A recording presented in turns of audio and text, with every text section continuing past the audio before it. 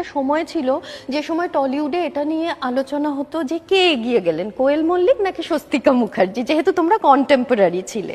হ্যাঁ, সেই জায়গা থেকে যদি 2025-এ এসে দাঁড়াই, এটার উত্তরটা তোমার নিজের মনের মধ্যে কিরকম ভাবে আছে? কারণ আমার তোমাকে দেখে মনে হয় যে এতগুলো বছরে তুমি একটা জিনিস তো বুঝিয়েছো যে তোমার কারোর সাথে কোনো কম্পিটিশন নেই। কোয়েল মল্লিক, কোয়েল মল্লিক, কোনো কম্পিটিশন নেই। এই তো তুমি আনসার দিয়ে দিলে। আমি তো নিজে এটা মনে করি।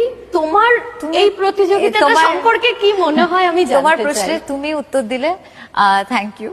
কারণ আমি কখনো কোনো প্রতিযোগিতাতেই আমি কখনো ছিলাম না, থাকবো না, জানিও না। মানে কি, আমি আমার লাইফটার সব থেকে প্রায়োরিটিতে রাখি আমার ফ্যামিলি, এবং ডেফিনেটলি ভগবানের অনেক অনেক আশীর্বাদ যে এত মানুষের এত বছর ধরে ভালোবাসা পেয়েছি বলে এতটা পথ চলেছি ইন্ডাস্ট্রিতে।